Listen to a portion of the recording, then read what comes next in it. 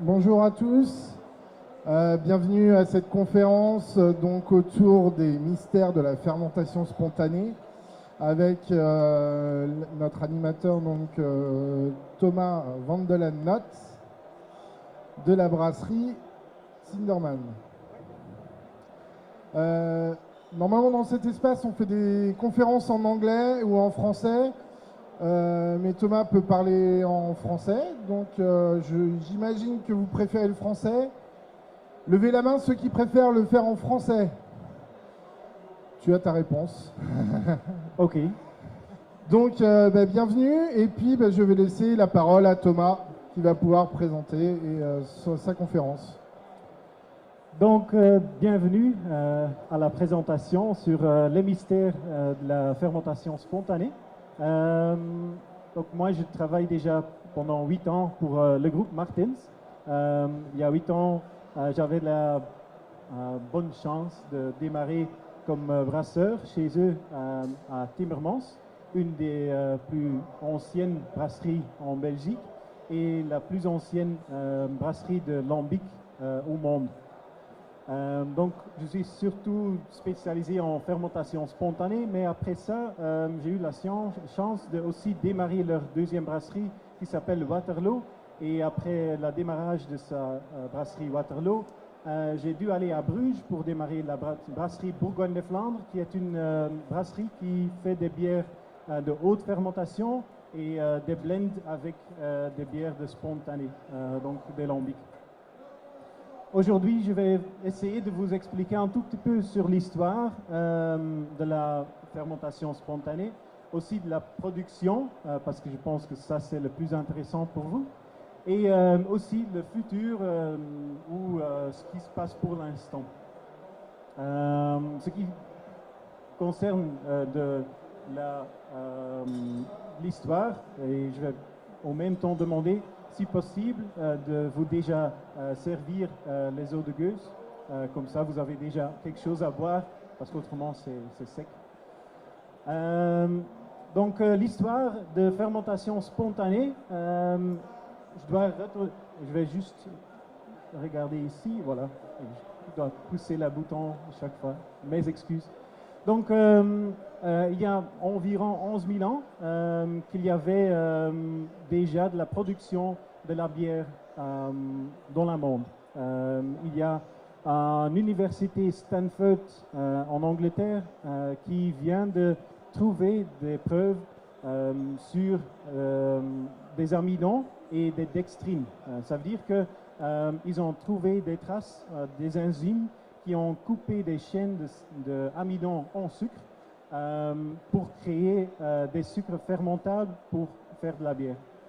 Avant, c'était chaque fois un tout petit peu wild guessing pour savoir où se trouve la base de la bière, mais là, donc, ils ont trouvé des pots avec des dépôts d'enzymes et amidon. Ils ont fait des tests à côté de ça avec un autre sorte de grain pour voir si ça fait de la même chose, l'empâtage.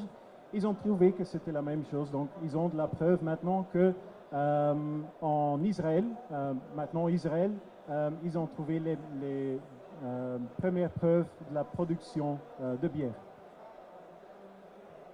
Puis ce monsieur, c'est peut-être bien connu ici parce que c'est monsieur Pasteur, Louis Pasteur. Lui, il était le premier de trouver qu'il y a une fermentation qui se passe, pas chimiquement, donc pas par le chimique, parce que jusqu'à ce date-là, 1857, on pensait que c'était du chimie et pas de la fermentation par levure. Mais lui, il a trouvé qu'il y a quelque chose, il n'a pas vu, mais à la fin de sa vie, il a vu. Mais il a trouvé qu'il y a des levures qui sont capables à fermenter des alcools pour nous. 30-40 ans plus tard, il y a M. Hansen, le monsieur qui travaillait pour une brasserie Danemark. Vous connaissez peut-être le Carlsberg. C'est lui qui a travaillé là sur les levures. Et c'était lui qui a trouvé pour la première fois des traces de levure est vu dans un microscope. Donc il a vraiment vu les micro-organismes pour la première fois. Et grâce à ça, il a démarré une sorte de sélectionnement de levures. Parce que jusqu'à ce moment-là, il y avait toujours des infections bactérielles dans les bières. Mais comme il était possible de maintenant prendre des levures et les multiplier complètement stériles, c'était possible pour la première fois de créer des levures et de vendre aussi des levures. C'est là que la production de lager, pilsner, de bières de basse fermentation ont démarré en quantité. En Belgique aussi, on a démarré les bières lager après 1900 parce que c'était possible, grâce à M. Hansens, d'acheter des levures de basse fermentation. Avant, c'était pas tellement possible. Donc ça veut dire qu'au minimum 10 000 ans, on ne savait pas ce qu'on était en train de faire. Il y a des bactéries, des levures, mais on ne savait pas. Mais déjà, il y a une sorte de sélectionnement. Donc des gens qui sélectent des levures pour réutiliser parce qu'il y avait des avantages. Des levures qui donnaient des arômes, des taux d'alcool plus élevés que des autres. Donc ils faisaient des récoltes de leurs levures pour redémarrer une fermentation. 1000, 2000 ans, c'était souvent fait avec des sticks en bois. Donc des pièces en bois parce que ils ne savaient pas, mais les levures, ils aiment survivre sur des traces organiques. Donc c'était possible pour eux de se multiplier dans ces bois. Et par jeter ce bois dans une autre tank de fermentation, dans une autre cuve de fermentation, la fermentation se renouvelle. Et comme ça, c'était possible de chaque fois faire quelque chose de similaire, mais chaque fois infecté par des bactéries. Quelque chose qui existe encore en Norvège, en Finlande, c'est le kvek. C'est une manière de récolter des levures et puis sécher. Donc, ça sont des crottes de levure séchées dans des fours comme c'était fait avec du pain. C'était pour garder les levures qui étaient dans leur fût, dans leur fermenteur, pour puissent capables de réutiliser ces levures pour redémarrer leur brassage. Typiquement pour le kvek, par exemple, en Norvège, ce sont des cultures qui restent dans la famille. Donc il y a des familles qui ont leur propre sorte de kvek. Chaque sorte a le nom d'une famille après pour donner la connexion avec la famille. Et aujourd'hui, il est encore possible de trouver ces crottes de levure. Donc sur Facebook, il y a des sites, des pages où il est possible de connecter avec des personnes en Norvège pour faire des switches entre les autres levures pour chaque fois brasser quelque chose dans une manière très très ancienne. Quand on a commencé à utiliser des cuves, il y a 400-300 ans, des cuves de fermentation ouverte, là c'était beaucoup plus facile de réutiliser, récupérer les levures. Ici, c'est la cuve de fermentation ouverte à nos brasseries à Bruges. Donc plus tard, si vous êtes encore en train de goûter des bières, on a la Bourgogne de Flandre ici, et la base de cette bière se fermente dans des cuves ouvertes. La même manière comme on fait avec les Weissenbier en Allemagne.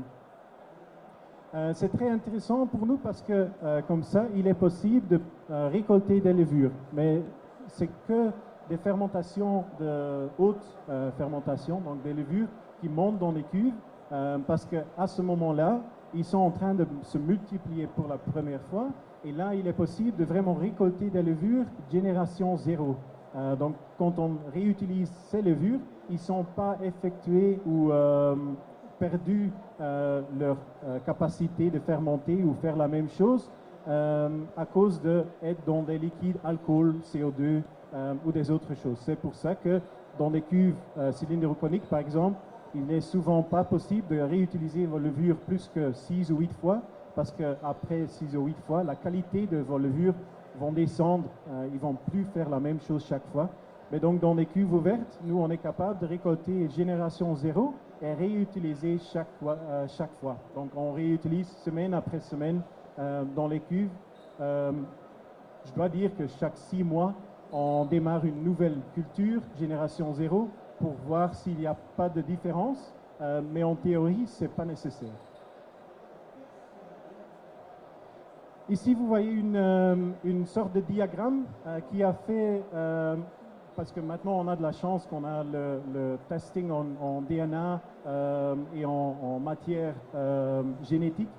Et ils ont maintenant génétiquement contrôlé déjà plus que 7000 sortes de levures, pas seulement dans la bière, mais aussi dans le monde de vin, de cidre, bioéthanol ou des autres choses.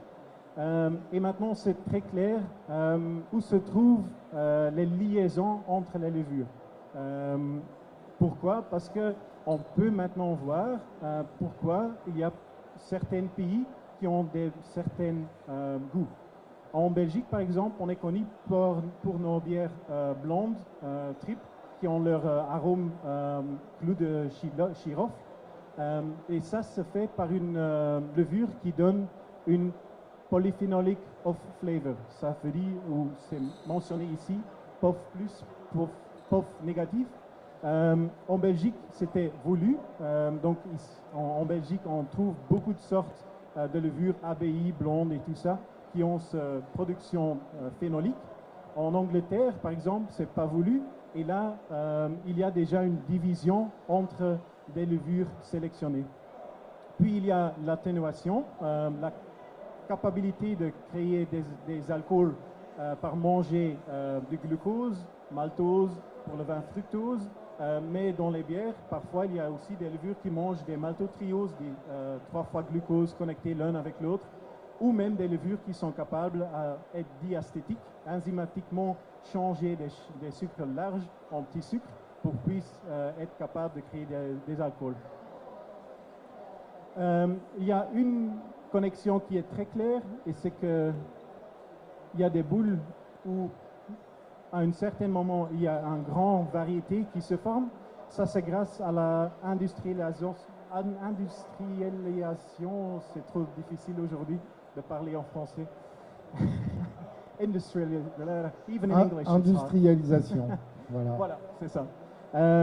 Donc à ce moment-là, c'était beaucoup plus facile à commencer à réutiliser des choses, travailler plus stérile, et c'est grâce à ça que la quantité de levures différentes a augmenté très très vite. Tout petit chose qui est possible de voir aussi, c'est que les vins, il y a beaucoup moins de différentes sortes génétiquement que les bières. Pourquoi? C'est très simple. La bière, ça se produit pendant l'année, chaque saison. Les vins, c'est après récolte que c'était nécessaire de refermenter ou fermenter. Et là, donc, c'était moins capable de réutiliser des levures. Souvent, c'était plutôt sauvage et puis sélectionné. C'est pour ça qu'il y a plus de sortes. C'est aussi intéressant parce qu'il y avait une parole il y a 1 heure sur les bières non alcooliques. Donc pour l'instant, voilà, monde bière, on est en train de oublier ça et regarder ça parce qu'on est en train de chercher des levures qui sont hyper aromatiques, donc qui forment des aromas comme des bières normaux, mais qui ne sont pas capables de créer des alcools comme des levures normaux. Et donc là, il y a déjà des nouvelles sortes qui se produisent, qui sont sélectionnées. Par exemple, le Pichia, qui est maintenant surtout sur les bières 0.5. C'est plus de Saccharomyces qu'on utilise pour ça.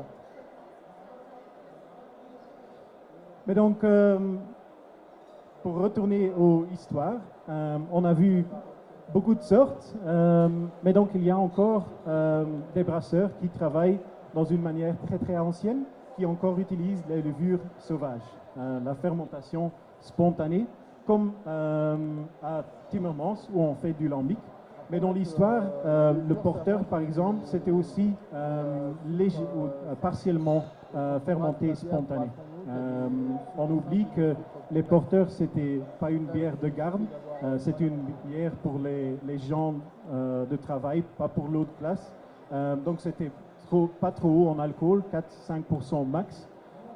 Et ces bières, il n'y avait pas de cuve en inox, évidemment, donc c'était gardé dans des fûts.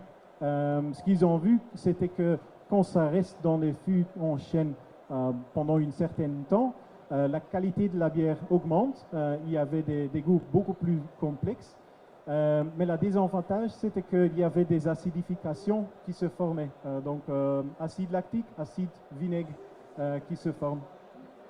Donc, pour avoir pas de problème avec des bières trop acides, ils ont commencé à faire des blends. Et cette technique, c'est la même technique qui maintenant encore existe en Belgique, les bières Oud-Bruin, style West-Vlaams Rood. Je ne sais pas si vous connaissez ces bières. Par exemple, la Bourgogne-Vlaandre ou Rodenbach, qui est une bière mélangée. Et donc, en Belgique, dans la Pajottenland, région Bruxelles, il y a encore la production de bières complètement fermentées dans une manière spontanée, donc où on n'ajoute pas de levure, mais on laisse la nature infecter la bière dans une manière naturelle. Je vais maintenant expliquer comment on le fait, parce que c'est pas tellement simple. C'est pas qu'on fait la même chose qu'une autre bière et puis on laisse ouvert à l'air et laisse infecter. Ce qu'on va faire, c'est d'abord concasser les grains, mais pour la lambic, on utilise déjà 35 jusqu'à 40% de blé non malté. Pourquoi? Parce que l'idée, c'est d'avoir moins d'activité enzymatique pour avoir des dextrines, des sucres infermentables, parce que si on compare les levures sélectionnées contre les levures spontanées, il y a une grande différence. Les levures sélectionnées, ils sont sélectées pour manger des maltoses, des sucres courts. Si on les laisse échapper dans la nature, ils seront morts très vite parce qu'ils n'ont pas de base à manger. Mais les levures Brettanomyces, les levures spontanées à Bruxelles par exemple, eux, ils sont capables de survivre aussi dans des temps très durs, des températures très hautes, très bas, mais aussi de survivre sur des sucres très très larges, des dextrines, des maltohexoses, pentoses et tout ça. Donc ils peuvent manger des grands sucres. C'est pour ça qu'on va partiellement utiliser du blé non malté. Et puis la deuxième phase, c'est l'empâtage trouble, ce qu'on dit en anglais turbot mashing. Ça veut dire qu'on va sortir pendant l'empâtage déjà une partie du mou qui n'est pas complètement détruit par des enzymes pour de nouveau augmenter le taux de sucre infermentable pour avoir une mou très très dure à manger pour des levures normaux. Après ça, c'est moi. On doit faire une filtration. Comme vous voyez, la cuve et l'installation, c'est bien âgé. Le concasseur, c'était acheté deuxièmement 1908, je pense. Donc déjà plus que 100 ans et c'était acheté en deuxième main, donc bien âgé. Les cuves de filtration, ils se datent du Deuxième Guerre mondiale après, et la cuve d'empâtage se date avant la guerre mondiale, la Première Guerre mondiale. Donc ici, on va sortir les mous, séparer les drèches du jus sucré. Quand on a tout le mou collecté dans la cuve d'ébullition, on ajoute des houblons. Les houblons qui contiennent des glands, qui contiennent du lupuline. C'est de l'huile, et dans cette huile, il y a des acides qu'on appelle les acides alpha. Si on va bouillir ces alpha, ils vont isomériser. Ça veut dire que chimiquement, ça change sa structure, mais il n'y a pas de changement moléculaire. Et ces changements, ça donne l'amertume, aussi la protection contre des bactéries gram-positives, donc des bactéries lactiques qui puissent se former. Maintenant, le problème, c'est que dans une lambic, on veut avoir une acidité. Comme vous avez déjà goûté, il y a une acidité dedans.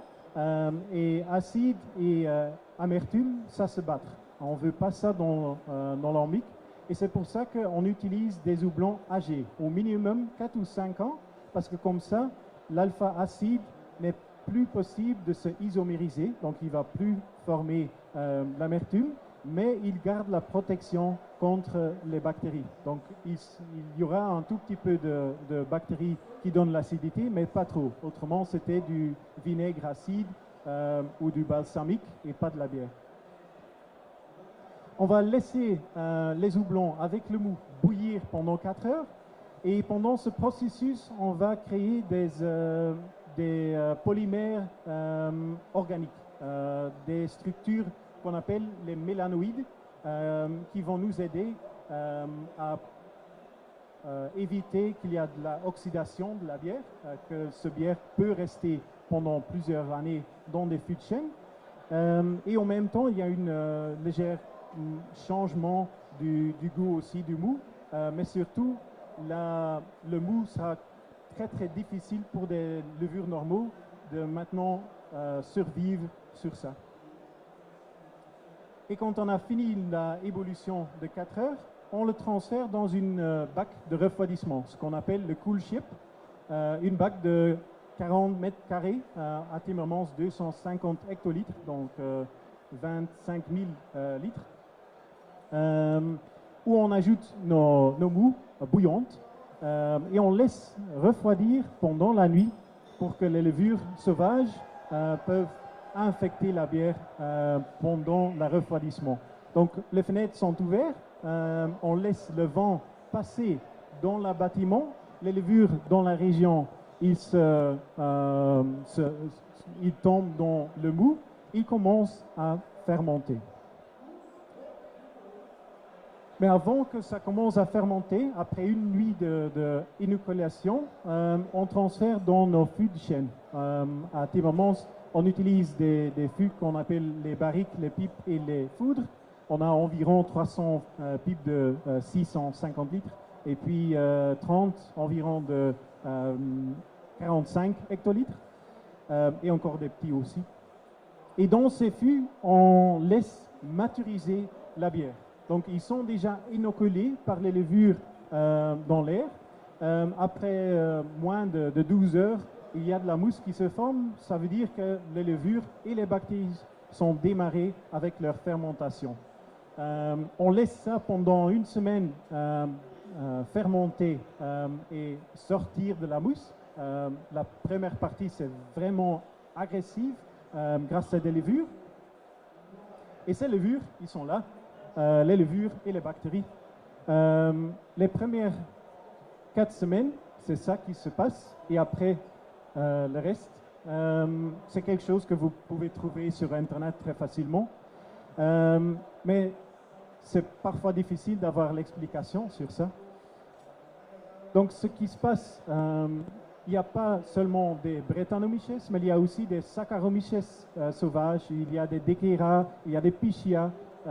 Il y a des pseudomonas, des bactéries acides lactiques, des bactéries qui forment de l'acide acétique aussi, même des entérocoques qui sont dans le mou. Et grâce à la première partie de la fermentation, le trace jaune, les Saccharomyces qui attaquent les sucres simples, les maltoses, les glucoses, les maltotrioses, il y a une augmentation de CO2.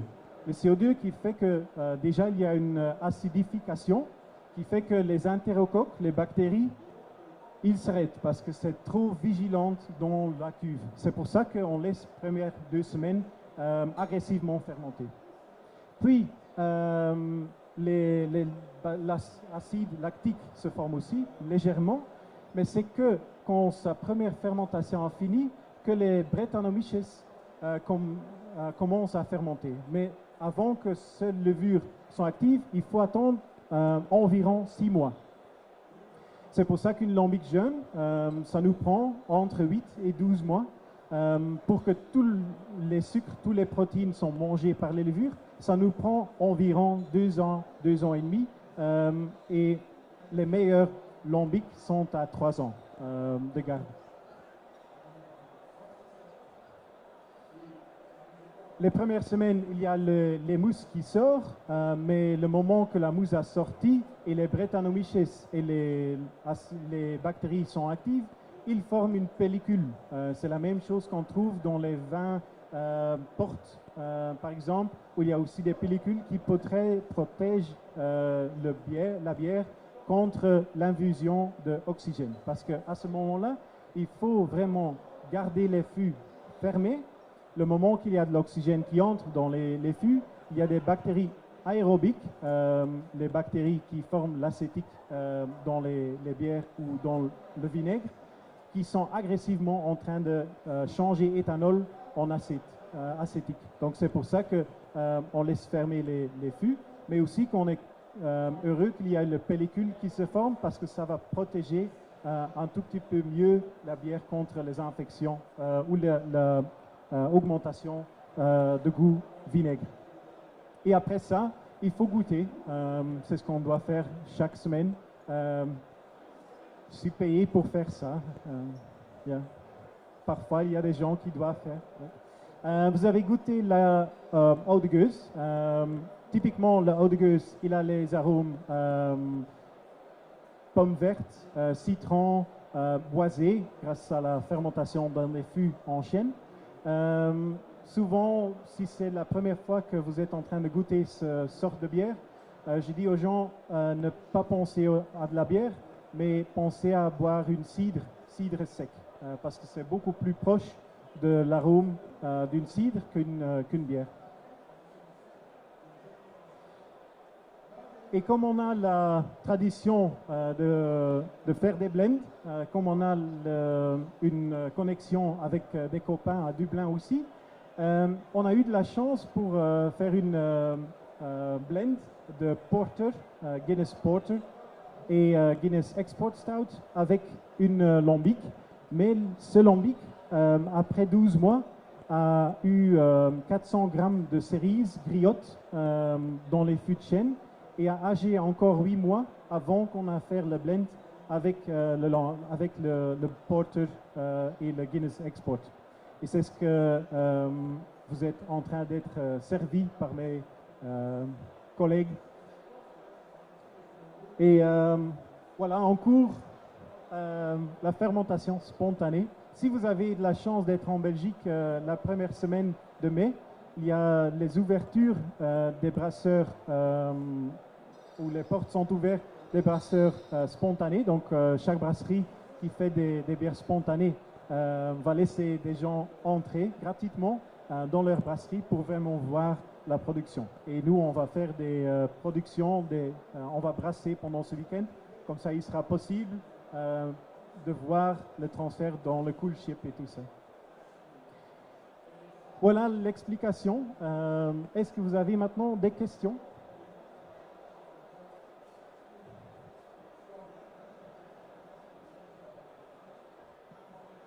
Merci, c'était vraiment très instructif. J'ai une question. Quelle est la différence entre une oud gueuse et une gueuse standard, entre guillemets? L'appellation eau de gueuse, c'est protégé. Donc, pour avoir le mot Aude sur la bouteille, il faut utiliser une minimum quantité de bière âgée pendant 3 ans dans des fûts de chêne. Et le mélange doit être tout près de 2 ans dans la bouteille.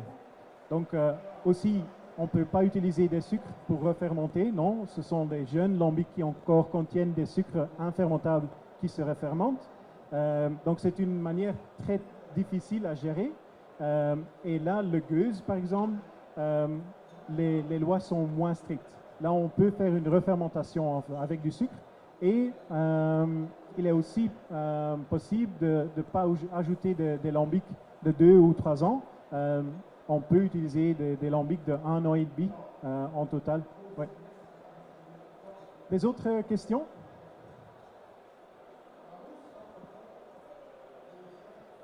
Oui, bonjour. Il commence à y avoir pas mal de cool ships aux États-Unis maintenant. Est-ce que tu peux nous en parler un petit peu, enfin, dire si tu trouves que qu'ils ont les mêmes résultats, etc. et tout ça. Oui, donc les bières spontanées, ils sont très très attractifs pour l'instant. On a vu aussi avec nos brasseries. Et les États-Unis, même en Hollande, il y a des brasseurs qui recommencent à faire des bières avec des coolships. Parfois, ils doivent inoculer leur chambre d'abord avec des sortes de Brettanomyces pour qu'il y ait ces levures dans leur endroit. Mais parfois, ça se fait automatiquement. Souvent, la question c'est pourquoi lambic n'est pas possible de faire dans une autre région dans le monde. Là, la réponse est oui, c'est possible. Partout, c'est possible de faire des bières spontanées. Seule chose, c'est que le non lambic, c'est protégé pour la région bruxelloise. Donc, c'est pour ça qu'on appelle la lambic dans cette région. Mais par exemple, Alsace, par exemple, et la sud de Allemagne, où il y a les vins Moselle, ils ont des arômes légèrement étapes de chevaux, champs de blé, tout ça. C'est parce que dans la région Moselle, il y a les mêmes sortes de Brettanomyces qui survivent dans l'air qu'à Bruxelles. Donc, s'ils voulaient, c'est complètement possible de faire une bière de manière spontanée là aussi. Et comme c'est très ancienne et très difficile à gérer, c'est quelque chose qui attraque de plus en plus des gens pour voir ce qu'on fait vraiment dans ce monde spontané. Moi, je vais juste rebondir par rapport justement au développement des coolships aux États-Unis. On voit aussi beaucoup se développer des coolships mobiles. C'est-à-dire qu'avec des camions, ils prennent des cuves et vont se balader en forêt pour récupérer un peu toute la flore, la faune d'un endroit spécifique, et ils vont un peu se balader comme ça. Qu'est-ce que vous pensez justement de ces techniques qui sont en train de se développer, que ce soit en Angleterre, aux États-Unis, sur ces fameux coolships mobiles? C'est intéressant parce que chaque plante, chaque fleur, chaque fruit a des autres sortes de levures qui survivent sur ces plantes. Par exemple, les fleurs de sureau, c'est très intéressant de jeter ça fraîche dans de la bière parce que ça va commencer à fermenter très très vite. Ils attractent des levures sauvages dans une manière énorme. Mais aussi des champs où se trouvent des vins, des raisins, des pommiers, tout ça. Ils contiennent beaucoup de levure parce qu'ils sont là grâce à le cas qu'il y a du sucre fermentable. Donc ils sont là pour manger du sucre. Le problème, c'est que on oublie que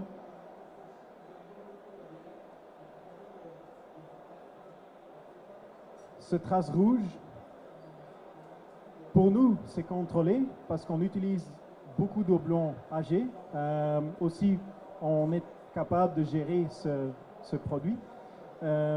Mais il y a, comme vous imaginez, beaucoup de levures et surtout des bactéries sauvages qui ne sont pas tellement bien pour la santé. Il y a des bactéries qui forment des amines bio, par exemple, qui sont parfois ou donnent parfois des réactions allergiques. Donc oui, c'est possible partout de faire, mais il faut d'abord étudier un tout petit peu sur la matière avant de jeter sur la fermentation spontanée parce qu'il est possible d'infecter des choses aussi. Merci. D'autres questions? Oui, j'arrive.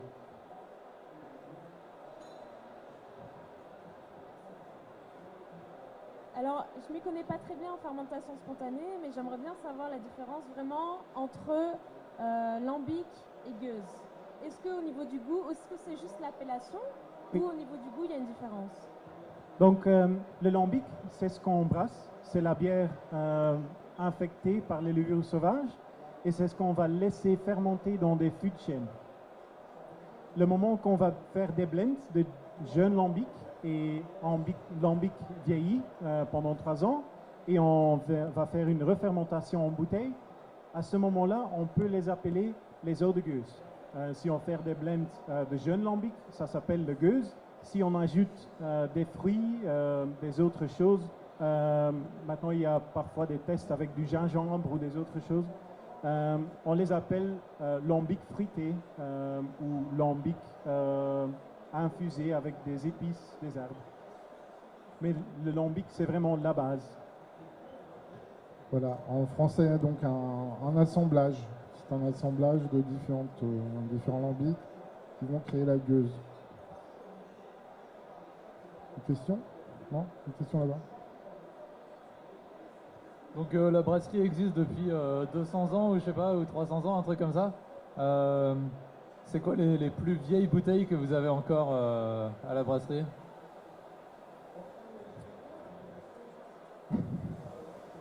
Dommage, mais on n'a pas des bouteilles plus âgées que 100 ans. Les fûts, la plus vieille fût qu'on a pour l'instant est 68. Donc on réutilise les fûts année après année pour pas avoir trop de goût boisé dans la bière. Et donc on n'a pas de bière plus âgée que ça. Pourquoi? Parce qu'il y a 100 ans, les bières n'avaient pas des étiquettes.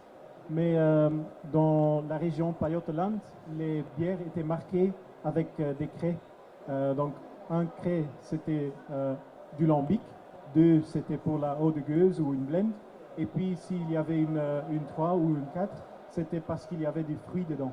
Donc, ils marquaient des bières comme ça. Et là, c'est impossible de savoir la date de production.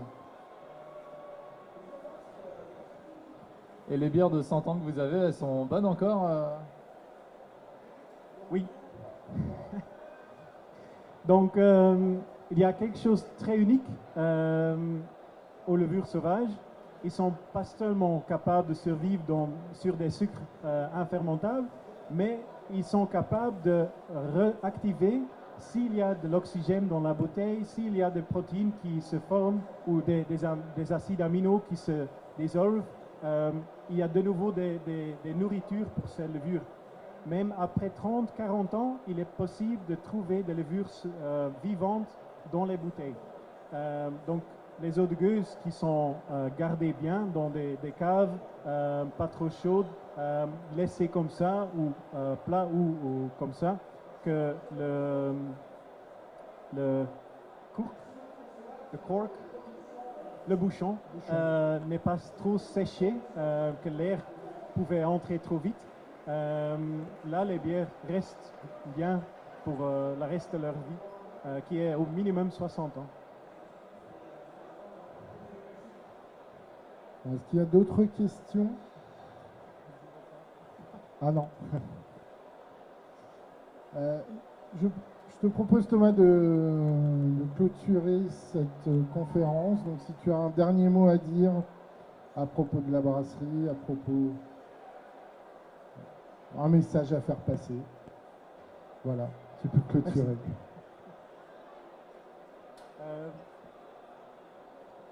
S'il n'y a plus de questions, je suis heureux qu'il y a si beaucoup de gens qui sont intéressés dans le monde de fermentation spontanée.